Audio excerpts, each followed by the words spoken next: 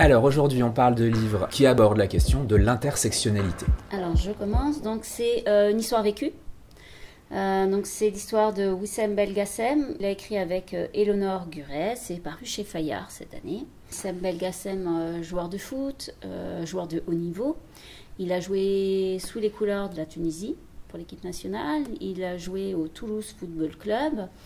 Il a été repéré très jeune, 14 ans. Il y avait déjà 3 centres de formation qui lui ouvraient ses portes. Il a choisi d'aller au centre de formation de Toulouse. À 14 ans, premier salaire, c'est le rêve qui se concrétise pour un gamin. Sauf qu'en fait, il a mis assez rapidement un terme à sa carrière à cause de son homosexualité, en fait.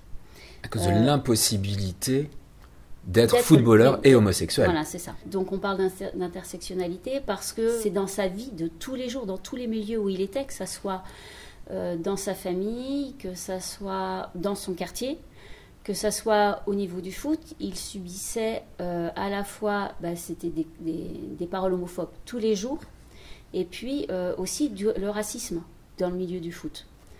Et le rejet du fait qu'il était issu d'une minorité en banlieue. Oui. En fait, il cumule effectivement, et c'est le principe de l'intersectionnalité, c'est qu'il cumule un certain nombre de discriminations en fait, au quotidien. Oui. Il fait référence aussi dans son livre à Justine Fashanu, qui est le premier joueur du coup aux États-Unis à avoir révélé son homosexualité. Il jouait encore, il a été rejeté par tous les membres de son équipe. Il disait qu'un homosexuel n'avait pas du tout sa place dans le milieu du foot. Il a subi aussi toute l'hostilité en fait des supporters. Il a fini par se suicider. Donc l'entretien s'était paru dans The Sun et il a fini par se suicider 2 ou 3 ans après. C'était dans les années 90. Et là, en fait, ce qui a aussi poussé Wissem Belgacem à écrire ce livre, c'est qu'il avait l'impression que la société, quelque part, elle évoluait, mais que dans le milieu du foot, il n'y avait toujours aucune évolution. Ce qui l'énervait, c'était le fait d'avoir toujours ces images un peu stéréotypées de l'homosexualité, et comme si ça ne pouvait pas aller avec l'image qu'on se fait d'un joueur professionnel, de quelqu'un qui doit avoir une mentalité de vainqueur. Et du coup, c'est pour ça qu'il a écrit ce témoignage. Il va énormément, en fait, à la rencontre des jeunes footballeurs, pour prôner la tolérance, quoi. Il n'a qu'une envie, c'est que ça bouge en fait, que mettre un coup de pied dans la fourmilière quelque part. C'est un livre vraiment fort, son témoignage est vraiment bouleversant et on passe par des phases de colère aussi parce qu'il y a une injustice terrible dans ce qu'il vit bien sûr.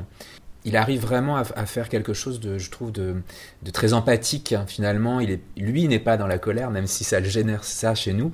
L'injustice qu'il a vécue, il n'est pas du tout dans cette colère-là, mais il a une histoire, une trajectoire qui est vraiment remarquable. Et je trouve que son histoire attire vraiment le respect. Et en plus, il a, dans les relations avec sa famille, parce qu'il y a le football, mais il y a aussi son coming out familial qui est ultra compliqué. On le dit, il cumulait effectivement un certain nombre de problématiques et là aussi c'est quelque chose finalement c'est quelque chose qu'on retrouve dans plusieurs des livres dont on parle dans cette séquence, quelque chose d'assez lumineux finalement.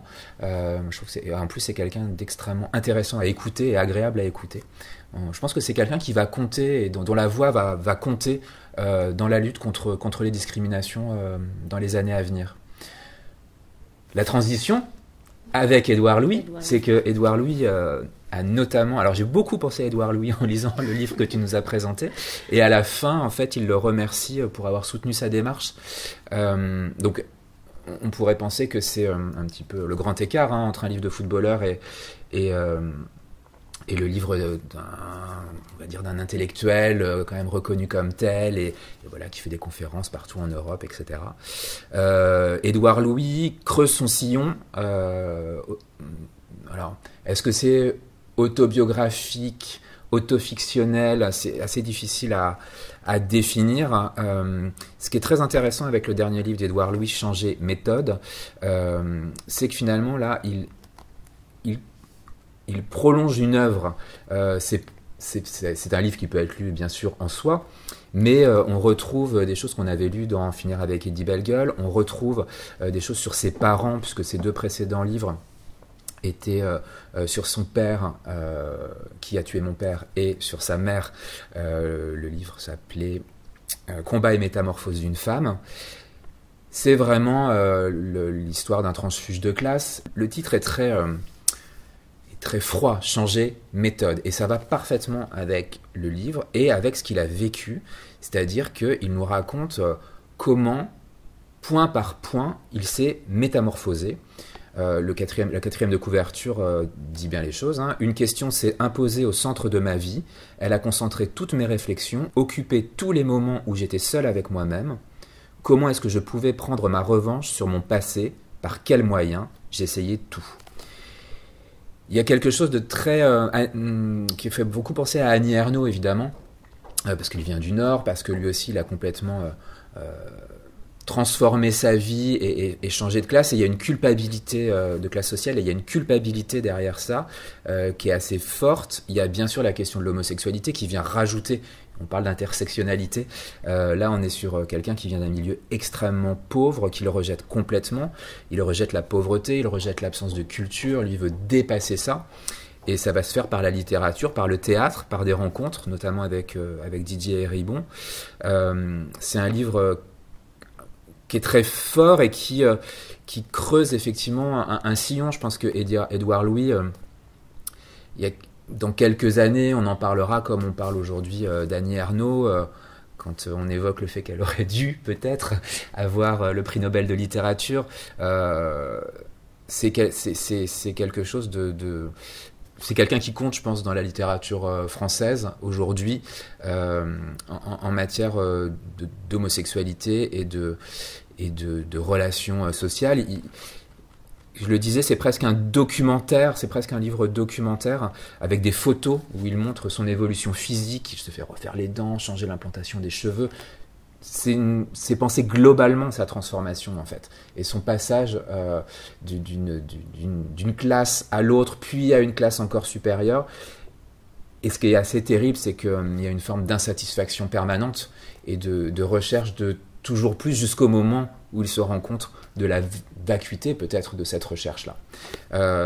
Édouard Louis, Changer méthode, toujours aux éditions du Seuil depuis En finir avec Eddie Bellegueule. C'est un roman, enfin non, ce n'est pas un roman, c'est un livre que l'on conseille très fortement, et toute l'équipe de Désir rêve qu'Édouard Louis vienne à notre rencontre un jour, parce que ces livres sont extrêmement importants. Voilà.